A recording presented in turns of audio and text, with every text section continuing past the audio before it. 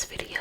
If you would like to be featured in one of my videos, just comment down below, being the first one to comment, and you could be featured in one of my future uploads. As you can see by the title, I will not be reading my book today. I will be discussing or whispering about the 4 student Idaho murders. This is an ongoing case, as many of you probably know, so as of today, December 21st, this case is still unsolved, so just keep that in mind if you don't know. So let's go ahead and get into everything. I think I cleared everything that I wanted to say. So let's go ahead and get into the video. Sit back, relax, grab a snack, and enjoy some crime time. Warning, this video may contain details of graphic content. This channel is for mature audiences only. Some viewers might find this disturbing. 20-year-old Sana Granodal was a junior at University at Idaho and was a member of Pi Beta Phi sorority. She was described as being loved by many people. Her sister states, quote, "She was so positive, funny, and was loved by everyone who met her. She was lighthearted and always lit up a room," end quote. 20-year-old Ethan Chippen was a triplet and the firstborn of the trio. Ethan was a freshman majoring in recreation, sport, and tourism management. He was a member of the Sigma Chi fraternity. He was described by his mother as, quote, "Ethan lit up every room he walked in and was kind, loyal, loving son, brother, cousin, and friend," end quote. 21-year-old Kaylee Goncalves was a senior majoring in general studies and a member of Alpha Phi sorority. She was very social, quirky, and a goofball. Kaylee loved playing pranks on her friends and family. Her family described her as being, quote, "strong, fair, tough, dedicated, beautiful, and will forever be loved," end quote. 21-year-old Madison Mogan was also a senior, studying marketing, and was a member of the Alpha Phi sorority. Maddie, as they called her, was known for her ability to make others smile and laugh with her offbeat and hilarious sense of humor. Maddie was focused and dedicated with everything she did. Madison and Kaylee were best friends since the 6th grade. They were both described as very smart, vigilant, and careful. 3 out of the 4 victims, Kaylee, Madison, and Sana, all lived together. The 4th victim, Ethan, who was Sana's boyfriend, was spending the night at the residence. There were a total of 5 people living at the residence in Moscow, Idaho. 2 of the surviving victims, Dylan Mortensen and Bethany Funk, were asleep on the first floor when the attack happened. 5 girls were renting out this 3-level, 6-bedroom home on King Road that was just 2 blocks from the edge of campus. This home was fairly known for throwing parties, as you can see in this TikTok video that was coincidentally posted just 1 year before their murders. All 5 of the roommates were well liked in the community, but could there possibly be someone who despised of someone in that home? On Saturday night of November 12th, 2022, Kaylee and Madison went out to a local bar called Corner Club in downtown Moscow from 10 p.m. until just before 2 a.m. Kaylee and Madison Madison were spotted on a Twitch live stream at Grub Truck at about 1:40 a.m. Grub Truck is a local food vendor who would sometimes live stream their business. A man dressed in dark clothing with his hood on was seen on the live stream in close proximity to the girls, but didn't hold a conversation with them, and the girls seemed like they weren't paying much attention to him. Obviously, you cannot hear what was going on, but if you have not seen the footage, I will break it down. The girls ordered a $10 plate of carbonara pasta and waited approximately 10 minutes before they received their food. Once the girls got their food, they walked away. The guy in the dark clothing raised his hand in their direction and walked behind them shortly after. According to police, they caught a lift home and arrived home at around 1:45 a.m. Sana and her boyfriend Ethan went to the Sigma Chi House for a frat party and didn't get back home until about 1:45 a.m. Just after 2 a.m., Kaylee and Maddie both made multiple calls to Kaylee's ex-boyfriend, Jack DeCoyer, who she dated for years before they broke up. On November 13th, 2022, at 11:58 a.m., a 911 call was placed regarding a possible unconscious person. The operator talked to multiple people who were inside the home at the time before Moscow police arrived. When police arrived, they discovered a ruthless quadruple murder scene. Sana and Ethan were found stabbed to death on the second floor, while Maddie and Kaylee were found stabbed to death on the third floor. The attack happened between 3 and 4 a.m., and the weapon that was used was a fixed blade knife. There was no sign of force injury or any damage. The other two roommates, Dylan and Bethany, were asleep on the first floor when the attack happened. They didn't hear anything and were quickly ruled out as suspects. When the 4 victims' autopsies were completed, it was determined that the victims were likely asleep and some had defensive wounds. Each of them were stabbed a different amount of times and on different places on the body, but none of them were sexually assaulted. Investigators believe that this attack was personal. As many of you are probably aware, this murder took place about 2 months as of the time of this recording, so the investigation is still ongoing. Moscow Police Department are the leading investigators of this case. Alongside of them are Idaho State Police, Latah County Sheriff's Office, and the FBI.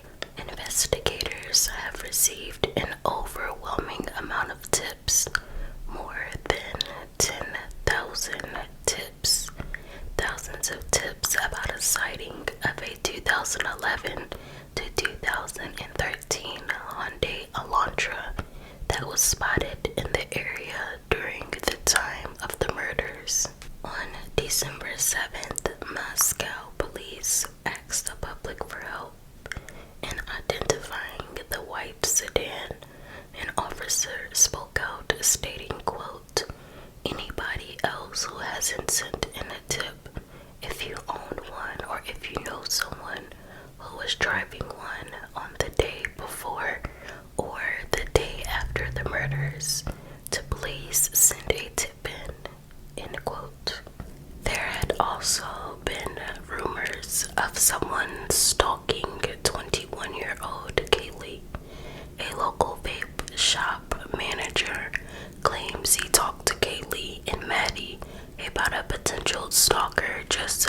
weeks before the murder. He stated, quote, Kaylee and Maddie would both come in here. They always had a smile on their face. They were the light of the world. They always came in with a group of 4 or 5 girls at most. All the time they would come in together. I made a joke about them coming in together, that it was nice to see that they were trying to stay safe, end quote. He stated that Maddie replied, quote, oh, we had a friend of ours be stalked, which is why we travel in a group, end quote.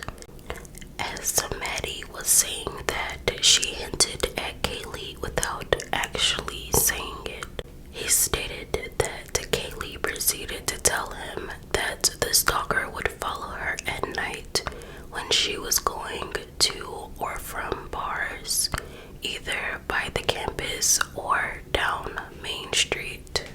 There have been several accusations that Kaylee was scared of her stalker, but the family weren't aware of anyone stalking Kaylee. The Goncalves family revealed in an interview that Kaylee's injuries were more brutal than anyone else's, but they did not go into detail. They said it was obvious that one of the girls were the target. Could Kaylee or Maddie have possibly been the target for this horrific attack? The Goncalves family hired a private investigator to take over this case. They felt as though Moscow police weren't giving them any answers. They are tired of waiting for answers, and they're afraid that the case may go cold.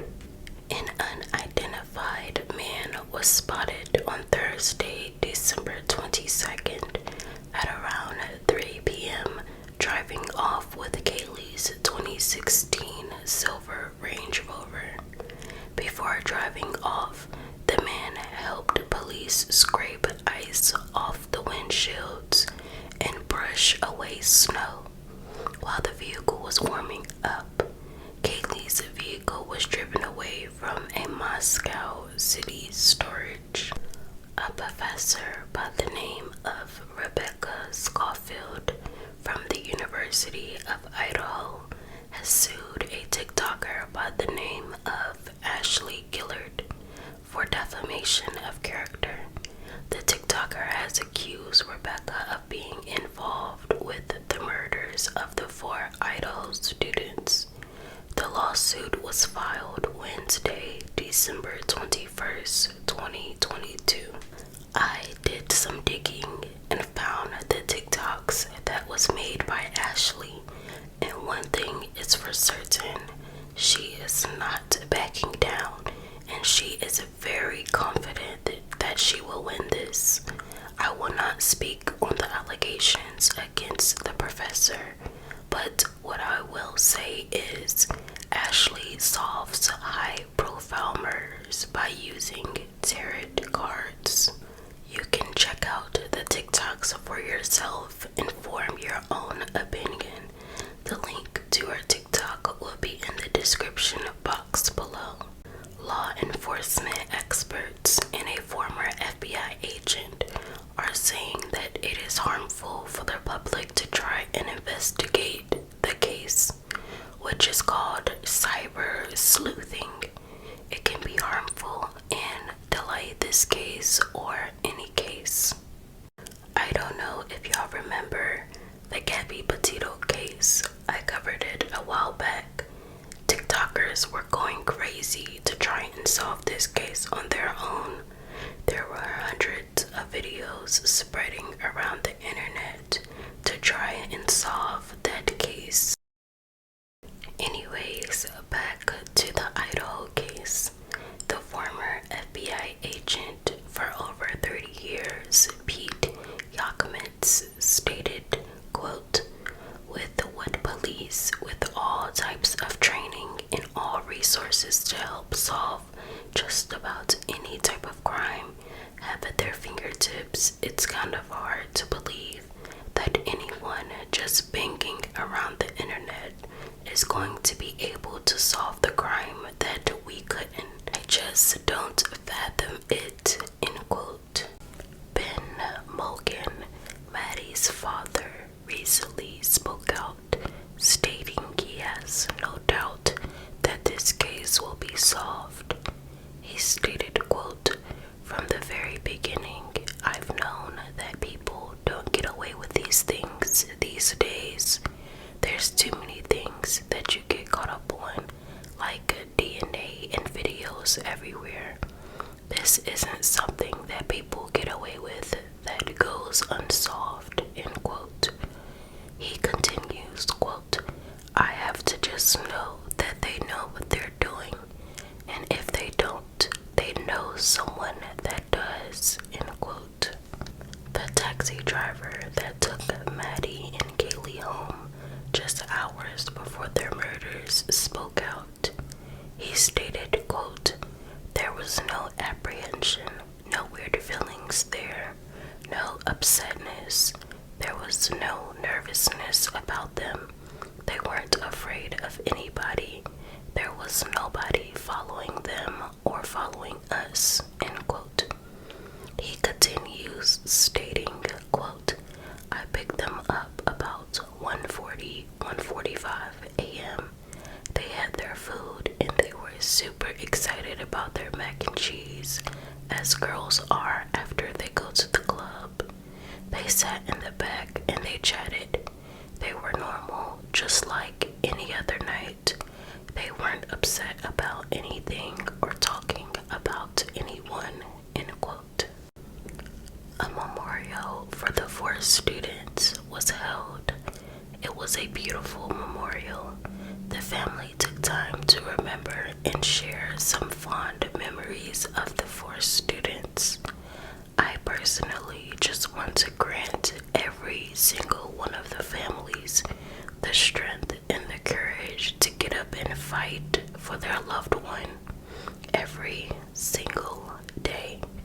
I know it is hard and it may feel impossible, but I just hope that God gives them the strength to do so. A letter was read from the 2 surviving roommates, Dylan and Bethany, in remembrance. One of them stated that Kaylee and Maddie were like second moms to her, and they changed the way she looked at life.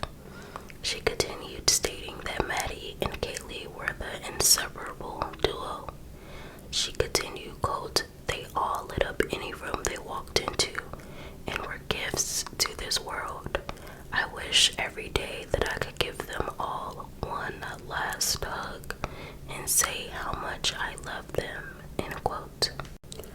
Kaylee Gunkoff's family did not hold a funeral for her due to the fact that they are afraid that the killer may come to the funeral, which is completely understandable. I am no investigator. I will not try to solve this case or accuse anyone of doing so because it isn't my job. But what I will say is that I believe this attack was personal, and I do believe the attack was targeted towards Maddie or Kaylee. I believe Sana and Ethan were unfortunately in the way, and I don't think the killer or killers knew that 2 more people were on the first floor. If they did know, I think they didn't have time to proceed with the remaining 2. As I stated before, I wish the best for the 4 families. I truly hate this is what they have to go through. I pray that this case gets solved as soon as possible. The Moscow police recruited a cleaning team to begin cleaning up the crime scene beginning on Friday, December 30th, 2022. Biohazards will be removed from the house and other harmful substances. While cleaning is in effect, police will be on standby. Once the house is clean, it will be returned to the property manager. I'm going to close out the video by leaving the tip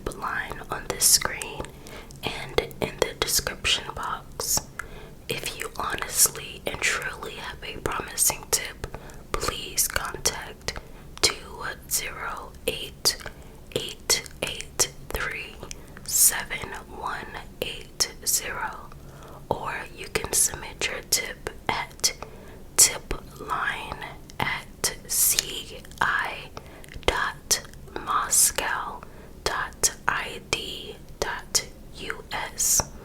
Please, guys, if you know something, please say something. We need to bring justice for these babies.